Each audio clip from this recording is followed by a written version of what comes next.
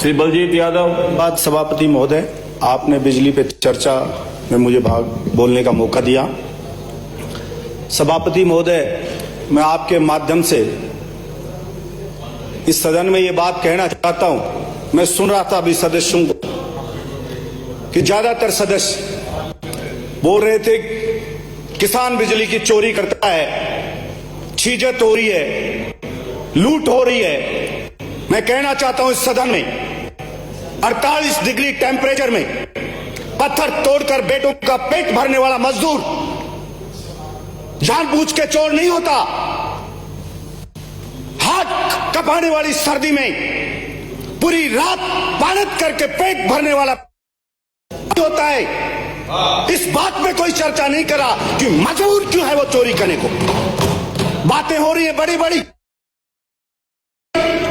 उद्योग लगाओ, उद्योगपतियों को लाके उद्योग लगाओ। हमारे प्राइम मिनिस्टर जाते हैं, दर दर घूमते हैं झोली फैलाते हुए। मैं कहना चाहता हूं बंद करो ये उद्योग। एक बार इस किसान की दशा सुधार दो, जरूरत नहीं पड़ेगी भीख मांगने की विदेशों में जाकर के किसी के सामने। बिजली और पानी किसान की आवश्यकता है। मैंने देखा है किसान को रोते हुए मेरे विधानसभा में कि बिजली का बिल आ गया। वो गरीब किसान बेटे को कोचिंग कराना चाहता है, पढ़ाना चाहता है इस स्वप्न के साथ कि मेरा बेटा पढ़ लिख करके ऊंचे मुकाम पे पहुंचेगा और इस गरीबी की बेड़ियों ने मुझे जो जकड़ लिया है उनसे मुझे आजाद करेगा मेरा बेटा। लेकिन उसी वक्त बिजली का बिल आ जाता है।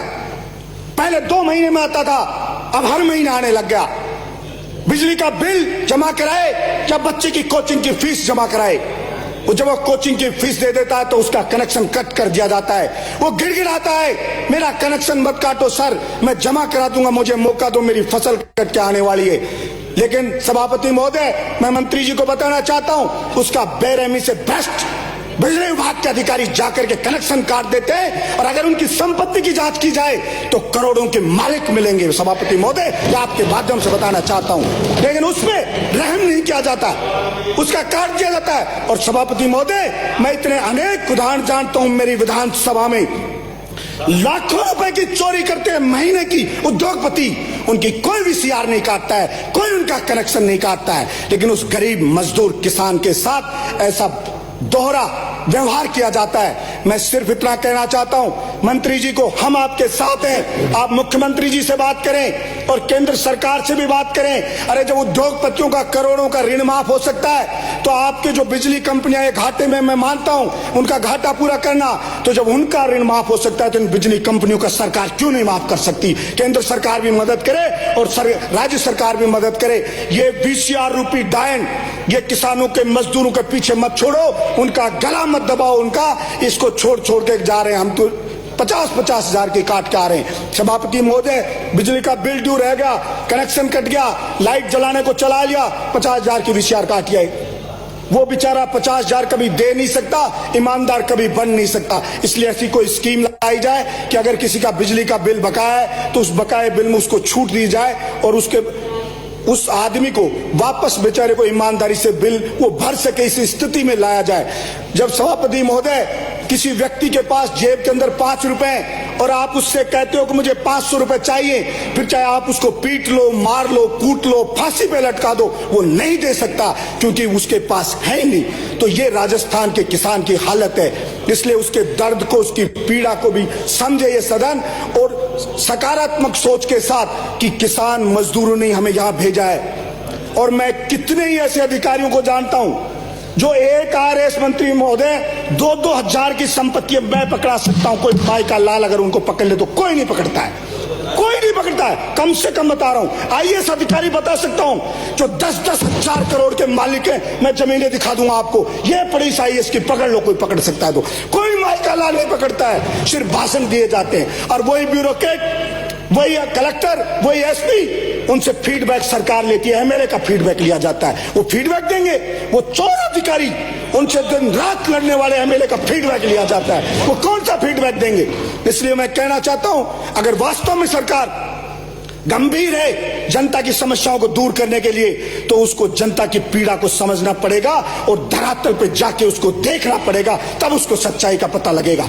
इसलिए मैं कहना चाहता हूं, जैसे ये बिलों में 6 महीने में फसल बिकती है सभापति महोदय किसान की, बिल आता हर महीने, तो क्यों नहीं उसको बेचारे की फसल कटे 6 महीने तब उससे बिल लिया जाए, मजदूर को मौका दिया जाए। और सब्सिडी पहले बिलों में कट के आती थी, अब उसको कह दिया खाते में जाएगी। मैं पूछना चाहता हूं कि बिल में कौन सा बिल का ब्लैक हो रहा है, जब उस आदमी को कनेक्शन धारक को ही अगर सब्सिडी देनी है, अध्यक्ष महोदय 2 मिनट लूंगा, अगर उसी को सब्सिडी देनी है तो सब्सिडी उसके बिल में काट करके दे दो। परदादा के नाम कनेक्शन है, 20 बारिश हो गए, झगड़ा हो रहा है, किसके नाम कनेक्शन हो, कैसे कनेक्शन हो, भाई भाई और झगड़ा हो रहा है। इसलिए सितंबर तक आपने बढ़ाया, उसके लिए मंत्री जी मैं आपको बहुत धन्यवाद देता हूं। और आपकी मंशा साफ है, आप भले व्यक्ति हो, और मैं आशा रखता हूं कि आप मेरी भावना को समझेंगे, उस किसान के दर्द को समझेंगे और नीचे जाके चेक करेंगे। अभी गर्मियों का टाइम था, बस 1 मिनट में मैं बात रख रहा हूं सभापति महोदय, मेरा डार्क जोन में क्षेत्र है, आप पता करना पूरी गर्मियां बहरौल का विधायक सुबह 6 बजे से लेके शाम के 6 बजे तक तपती लू में गांव में खड़ा रहा, और आपके जलदाय विभाग के उन्हीं अधिकारियों को लेके जो चाहे बीजेपी राज में लगे होंगे, लेकिन मैं उनको पुरस्कृत करूंगा। और मैंने कहा कि मेरे वेतन से जो अच्छा काम करेगा अधिकारी कर्मचारी, उसको इनाम दूंगा, पुरस्कृत करूंगा। और मेरे क्षेत्र में अखबार ने लिखा कि कहीं भी मटका फोड़ प्रदर्शन बहरौल में नहीं हुआ, विधायक और अधिकारियों की सक्रियता ये काम में आई। और बिजली विभाग के अधिकारियों को सम्मानित करूंगा, कुछ अधिकारी अच्छे थे, वोल्टेज की समस्या नहीं आई, उन्होंने समय रहते ठीक किया, मैंने कहा। लेकिन कुछ निकम्मे अधिकारी होते हैं, उनको ये गुमान होता कि हमारी ऊंची पहुंच है, हमें कोई नहीं हटा सकता, वो लोग गड़बड़ी करते हैं। इसलिए आप इस ओर ध्यान देंगे, ये मैं आशा रखता हूं। और मैं पूरा आपको ये विश्वास दिलाता हूं कि हमारी ओर से, मेरी ओर से पूर्ण रूप से आपको सहयोग रहेगा। मेरे क्षेत्र में 11,000 33,000 की लाइनें वो बाड़े के ऊपर से जा रहे हैं, अनेक पशु मर चुके, अभी भैंस मर गई, इसलिए मेंटेनेंस का काम ठीक से करवाया जाए, यही कह करके और मैं अपनी वाणी को विराम देता हूं। जय हिंद, जय राजस्थान।